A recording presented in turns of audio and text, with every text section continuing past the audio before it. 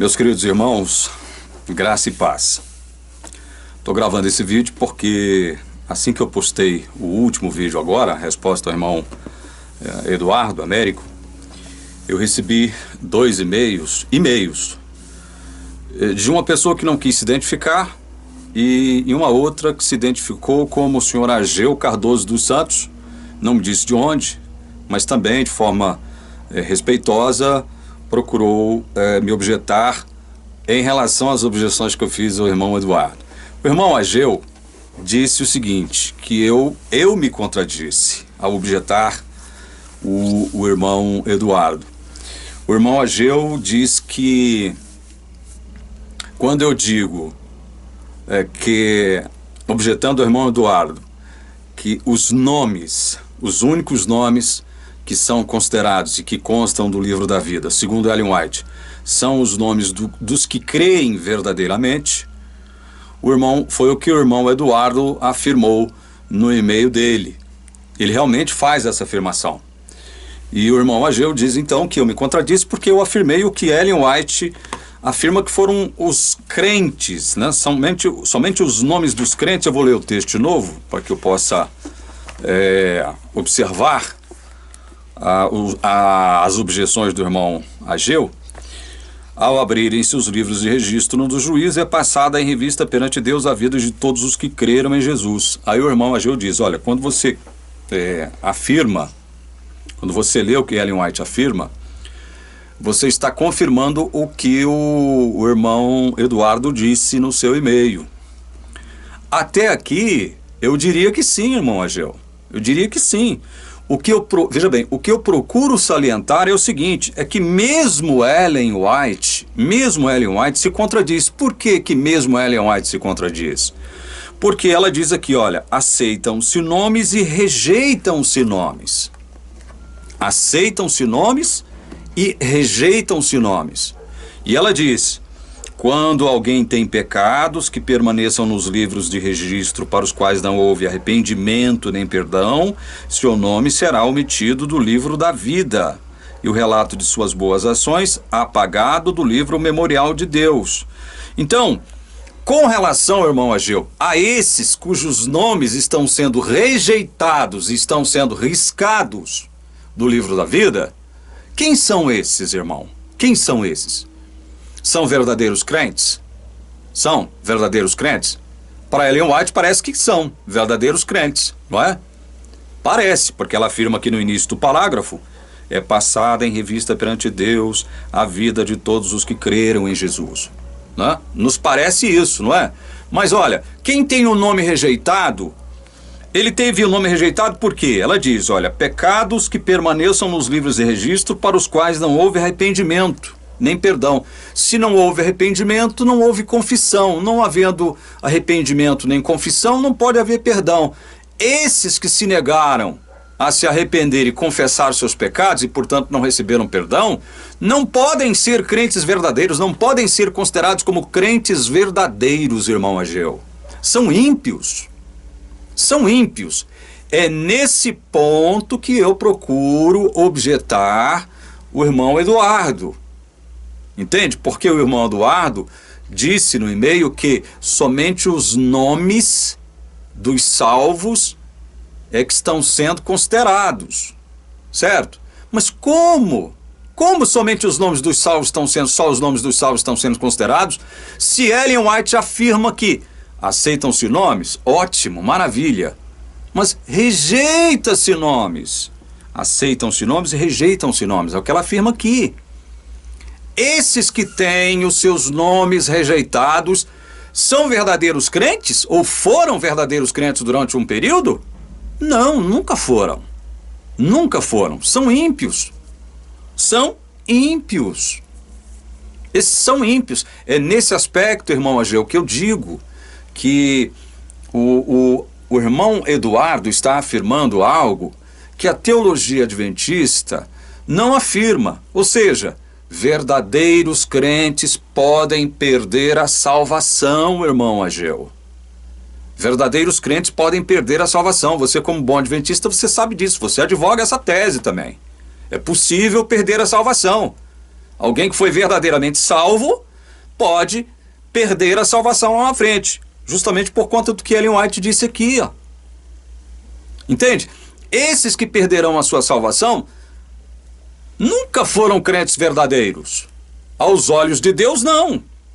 Aos olhos de Deus, nunca foram crentes verdadeiros. Eu leio de novo, irmão Ageu, só para consubstanciar a nossa fala, o que consta em Mateus capítulo 7. Eu li esse texto na live, domingo. Mateus capítulo 7, dos versos 21 a 23, onde é dito o seguinte: nem todo que me diz Senhor, Senhor, entrará no reino dos céus, mas aquele que faz a vontade de meu Pai que estás nos céus. Muitos naquele dia vão me dizer, Senhor, Senhor, nós não profetizamos em seu nome, em seu nome não expulsamos demônios, em seu nome não fizemos muitos milagres. Então lhes direi claramente, eu nunca conheci vocês. Afastem-se de mim, vocês que praticam mal. Eu nunca conheci vocês. Presta atenção, meu irmão Ageu. Esses que estão reclamando as bênçãos de Jesus aqui no texto são pretensos cristãos. Pretensos cristãos. São cristãos só da boca para fora. Professam ser cristãos, mas não são verdadeiros cristãos. Estavam dentro das igrejas, estavam dentro das denominações, possuíam cargos, pregavam, faziam curas, milagres e sinais. Mas Jesus afirma claramente, categoricamente para ele o seguinte: nunca conheci vocês. Se Jesus nunca os conheceu, irmão, é porque o nome deles, o nome desses nunca estiveram, os nomes desses nunca estiveram no livro da vida, irmão Ageu. Nunca estiveram lá. Tá entendendo? Esse é um fato a respeito do que a Bíblia diz acerca da questão do ímpio verdadeiro ou do crente verdadeiro. O problema é quando você afirma, como afirma Ellen White, o seguinte: olha, Jesus vai analisar no juízo investigativo agora somente os casos dos que creram. Né, como ela diz aqui na página 483. Se somente os casos dos que creram, seria natural ela afirmar o seguinte: aceitam-se todos os nomes. Porque Jesus supostamente está analisando o caso de todos os que creram.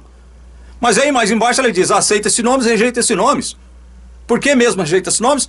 Porque tem alguns nomes, né, após os quais está dito que não houve arrependimento nem perdão. Mas por que não houve arrependimento nem perdão? Eles não confessaram seus pecados.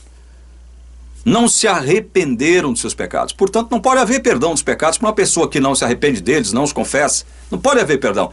E essas pessoas que se recusam a arrepender e confessar seus pecados são ímpios. Um crente verdadeiro não se recusa. Um crente verdadeiro se arrepende verdadeiramente dos seus pecados. Um crente verdadeiro confessa os seus pecados. Para eles há perdão. Está entendendo, irmão? Está entendendo o ponto de vista aqui?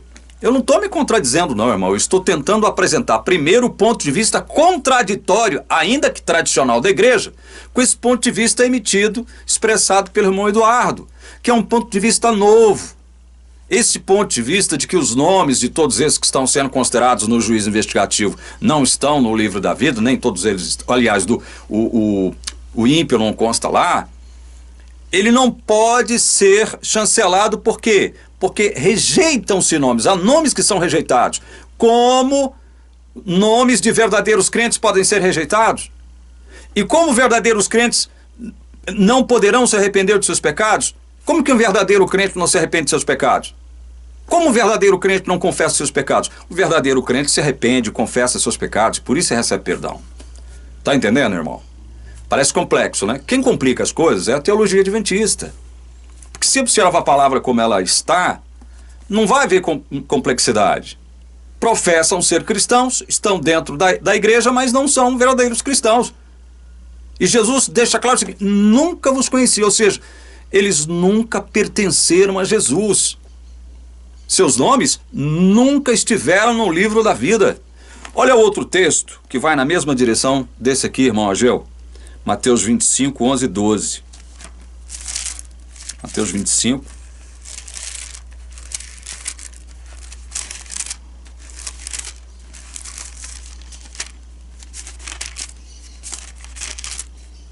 Versículos 11 e 12. São versículos que pertencem aqui à parábola das 10 virgens, né? Mais tarde chegaram as virgens imprudentes, dizendo: Senhor, Senhor, abra a porta para nós. Mas o noivo respondeu: em verdade lhes digo que não as conheço. Nós conhecemos a parábola.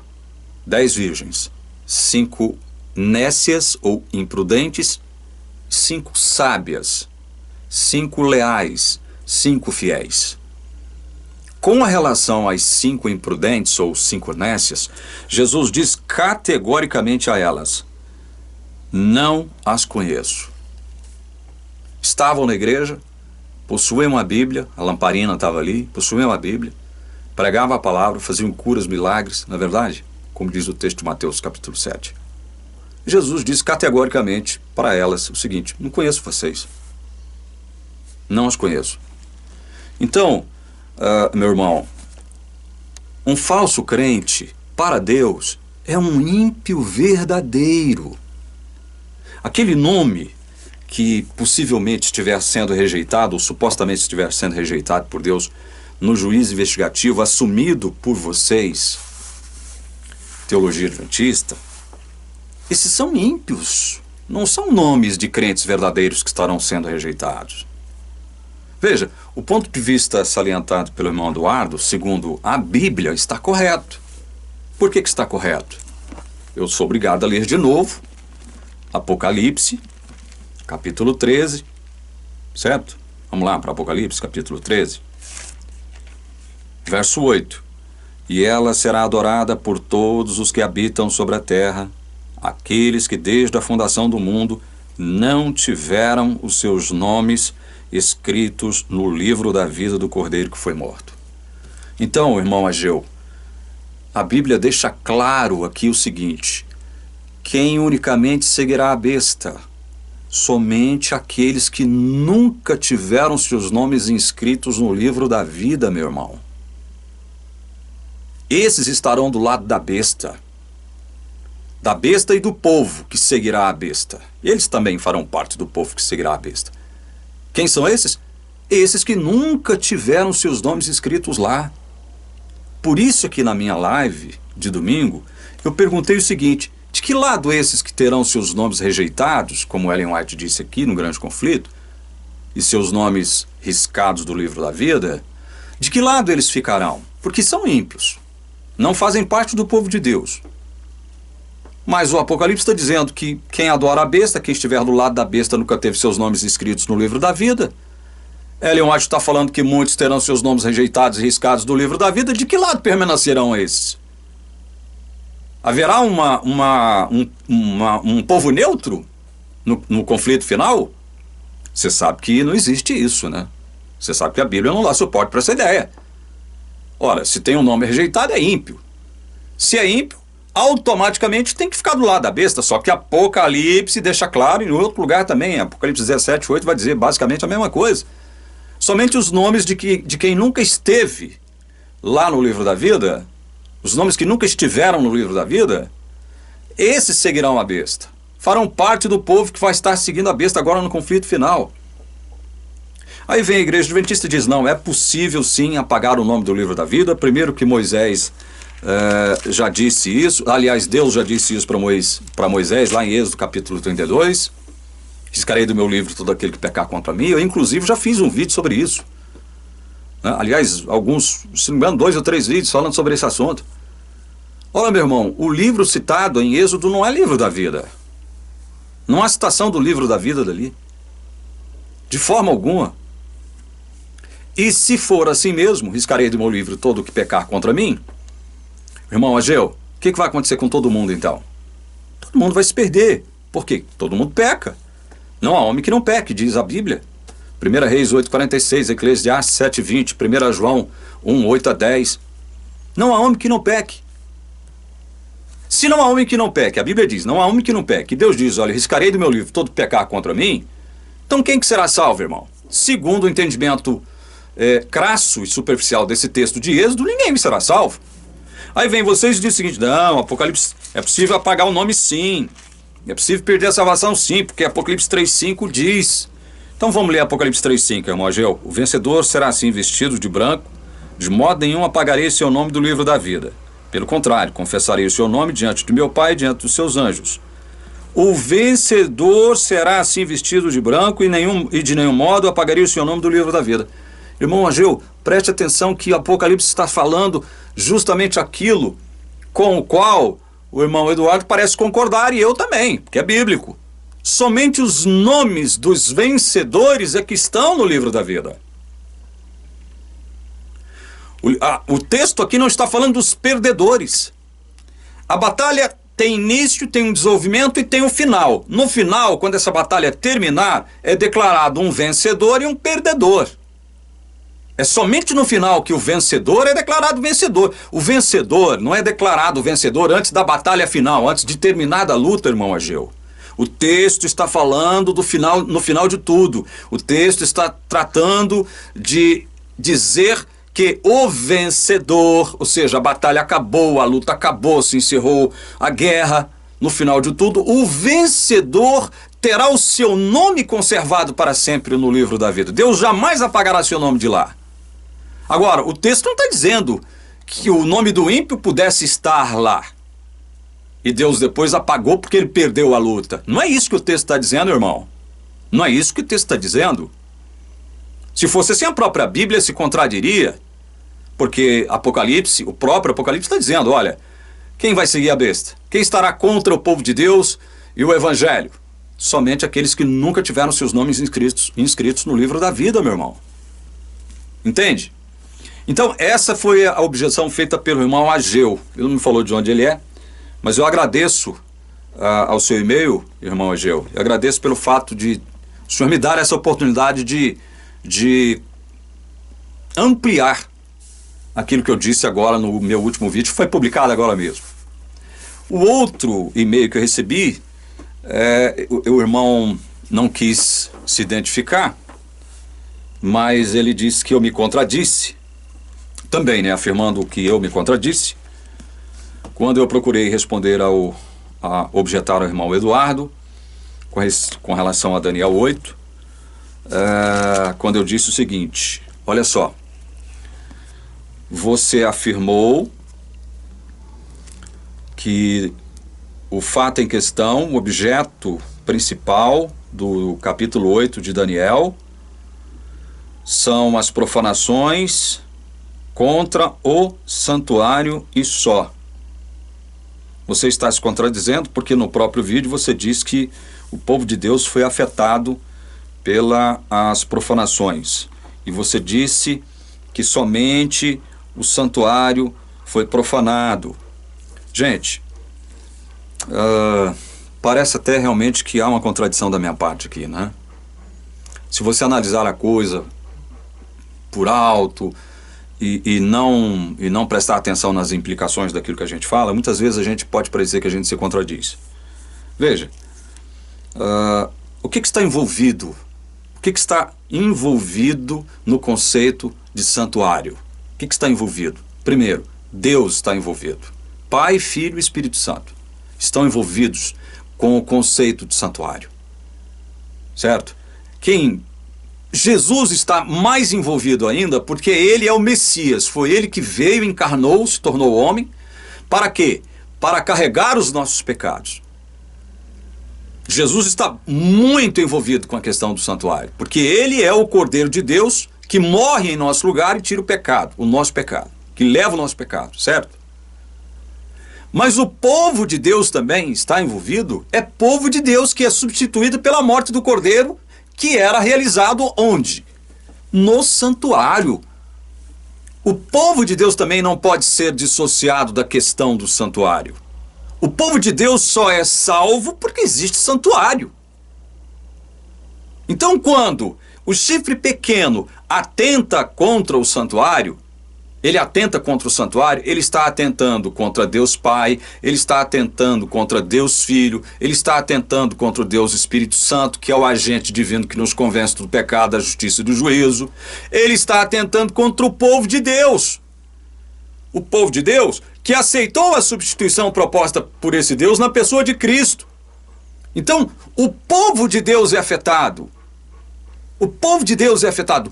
o exército que cuidava do santuário também é afetado. Porque quando se trata do conceito de santuário, né, Deus está envolvido, o povo de Deus também está envolvido com esse conceito. Não é contradição quando eu digo, olha, o assunto central aqui é a profanação do santuário. Veja, no verso 13, eu não sei, eu não tenho como me referir nominalmente a você, porque você não deixou o seu nome. Mas olha, vou ler de novo o verso 13. Aliás, deixa eu ler do verso 10 até o verso 14, analisando aqui a conjuntura, a respeito do chifre pequeno, diz, olha, ele se engrandeceu tanto que alcançou o exército dos céus. Esse engrandecimento aqui do chifre pequeno é por quê? Porque o chifre pequeno não estava na linha sucessória. Não era alguém que, se o regente morresse, né, o regente atual morresse, ele estaria na linha sucessória. Não, ele era um Zé Ninguém, simplesmente irmão do regente atual, né, que morre, mas que quem seria o sucessor original na linha sucessória? O seu filho, que na época estava preso em Roma, né? E aí o que acontece? Ele usurpa os direitos do seu sobrinho e assume o trono. É por isso que o texto diz que ele se engrandeceu tanto que alcançou o exército dos céus. Ou seja, ele foi atentar contra o povo de Deus. Ele foi atentar contra o povo de Deus. Ele não foi atentar, isso aqui não pode ser interpretado de forma literal, ou seja, não, ele foi atentar contra os anjos. Como? Como Roma pagã foi brigar contra os anjos. De que forma? Lançou por terra alguns desse exército das estrelas e os pisou com os pés. Como que Roma fez isso aqui? Então quer dizer que Roma foi para o céu e derrubou de lá, lançou por terra, olha aqui, alguns desse exército das estrelas e os pisou com os pés. Isso pode ser interpretado de forma literal? Claro que não. O que mais? Ele se engrandeceu tanto que chegou a desafiar o príncipe desse exército. Por que ele chegou a desafiar o príncipe desse exército? Tirou dele, de quem? Do príncipe, o sacrifício diário e destruiu o lugar do seu santuário, também de forma simbólica. Quando ele retira o tamide, quando ele suprime os sacrifícios diários e coloca um outro Deus ali no recinto sagrado para que o povo de Israel fosse obrigado a adorar esse Deus pagão, ele está, de modo simbólico, destruindo o lugar do santuário. Porque ele erige ali uma imagem de um Deus pagão, sacrifica porcos no recinto sagrado e ele obriga o povo judeu, a adorar e a sacrificar para esse Deus. Proíbe o povo de guardar o sábado. Gente, eu estou tratando de fatos históricos, coisas que vocês não reconhecem, porque vocês, adventistas, vão aplicar isso o quê? A Roma, as crenças erráticas da Igreja Católica com relação à intercessão, né, o culto a Maria, a intercessão de Maria, a intercessão dos santos, essas coisas, vocês vão aplicar isso que está contido aqui a esse tipo de coisa, quando o texto está se referindo ao santuário terrestre, porque terra gloriosa, como referido aqui no verso 9, é uma referência simbólica a Jerusalém especificamente, que é onde estava o templo, né? Os males perpetrados aqui pelo chifre pequeno têm relação com o santuário. Obviamente, se tem relação com o santuário, tem relação automática com o povo de Deus. Eu não estou me contradizendo, não. E aí diz, tirou dele o sacrifício diário, destruiu o lugar do seu santuário, o exército lhe foi entregue com o sacrifício diário por causa das transgressões. Lançou por terra a verdade, tudo que ele fez prosperou. Perceba que o exército lhe foi entregue. Ou seja, o povo de Deus foi entregue a esse poder ímpio, ponta pequena. Foi entregue. Foi entregue por quem? Só Deus poderia entregar o seu povo para alguém. Então quer dizer que isso que acontece no capítulo 8 aqui, em relação ao santuário e ao povo de Deus, é um juízo de Deus contra o seu próprio povo, que o desobedeceu, que foi infiel a ele, que foi desleal a ele. E isso estranha Daniel, porque quando Daniel tem essa visão aqui do capítulo 8, ele está nos dias finais do cativeiro babilônico, né? Já sabe que o santuário deverá ser reconstruído, porque ele está recebendo a visão aqui, dizendo que o santuário seria purificado. Se o santuário, para ser purificado, ele teria que ser reconstruído, porque na época que ele recebe a visão, o santuário estava, o quê? Destruído. Ele fala sobre isso no capítulo 9. Então ele fica sem entender por quê. Quando ele recebe a visão, o santuário está destruído. Mas aí ele recebe a visão, olha, o santuário será novamente conspurcado, e agora de um modo inédito, como nunca foi na história do santuário, do próprio santuário, e exigirá uma purificação, mas Deus irá providenciar isso. Né? Esse juízo durará quanto tempo? 2.300 tardes e manhãs. Então, quem é que está por trás desse juízo contra o povo de Deus? Que entrega o santuário, o próprio povo de Deus, para serem pisados, entrega para a ponta pequena. Quem é que entrega? Deus é que entrega. Olha, o exército foi entregue com sacrifício diário por causa das transgressões. Transgressões de quem? Do povo de Deus. Lançou por terra a verdade e tudo que ele fez prosperou. Quando você lança por terra a verdade, você estabelece o quê? Mentira. Você estabelece a mentira. Você substitui a verdade pela mentira. Não foi isso que a ponta pequena fez? E agora não estou querendo entrar no mérito aqui. Olha, quem foi? Antíoco ou Roma? Eu sei que foi Antíoco, vocês afirmam que foi Roma. Hã? Então é o seguinte, aí vem a pergunta, olha só, a pergunta. Depois ouvi um santo que falava, e outro santo lhe perguntou: até quando vai durar a visão do sacrifício diário suprimido? 1. Da transgressão desoladora? 2.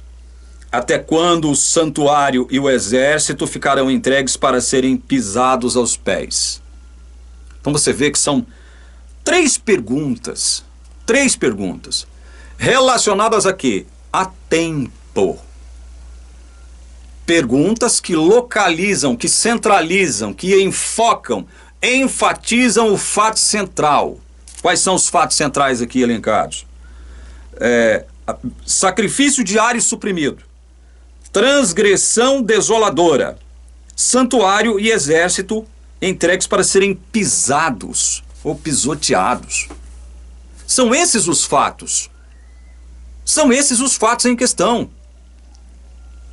E quanto tempo duraria esses fatos em questão que são mencionados aqui? Supressão do tamide, do sacrifício diário, transgressão desoladora e o santuário e o exército sendo pisoteados. Quanto tempo duraria?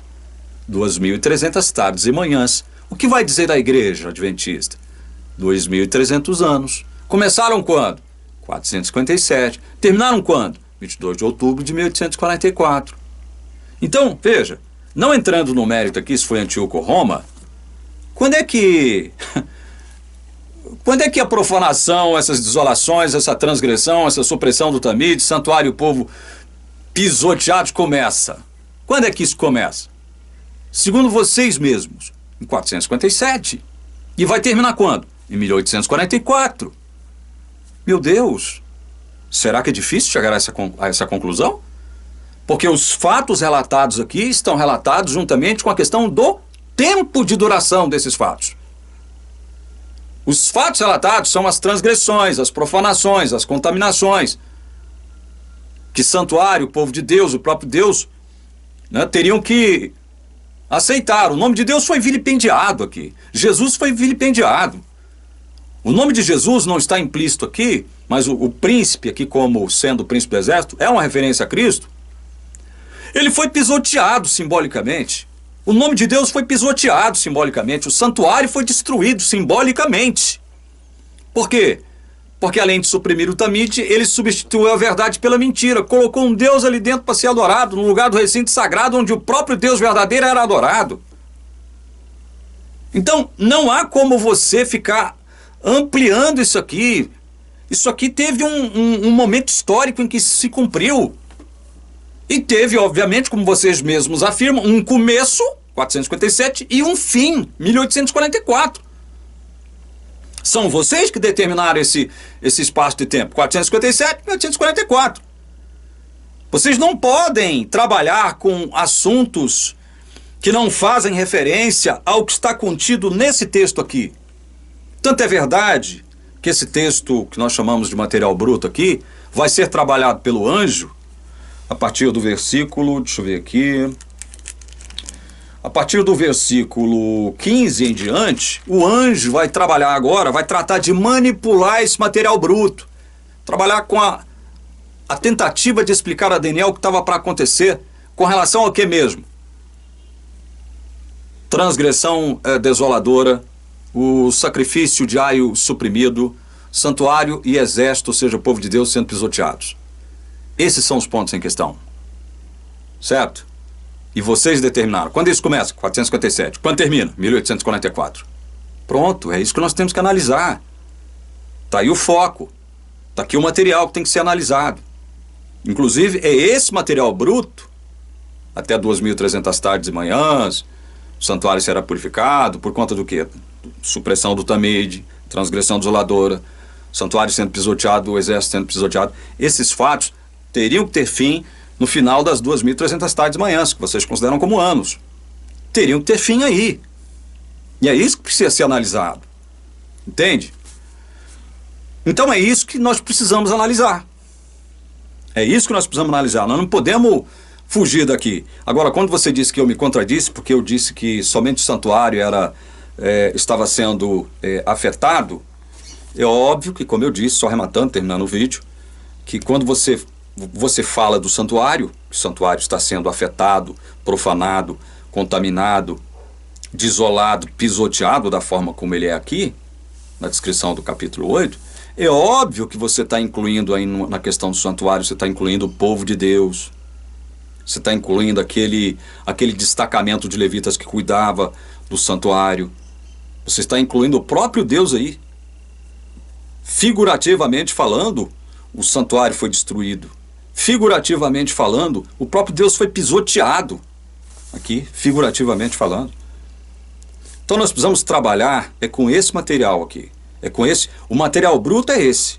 Agora nós precisamos analisar o que a partir do verso 15, Daniel, o anjo e Daniel vão tratar a respeito desse material bruto. É disso que se trata a profecia de Daniel 8. A gente não pode ir além e nem ficar aquém disso. Certo? Eu espero ter explicado a vocês dois que me escreveram, o senhor Ageu, irmão Ageu, e esse outro cidadão, ou cidadã, não sei, que me escreveu objetando e dizendo que eu me contradisse aí no meu último vídeo, tá bom? Óbvio que a gente vai sempre estar recorrendo a esse assunto aqui, né? Então tá, meus irmãos, graça e paz a todos. Dia 6 de junho, 18 horas, no canal Arena Apologética, tem debate entre o Rodrigo Cervelli e eu, tá certo? Grande abraço, Deus abençoe a todos.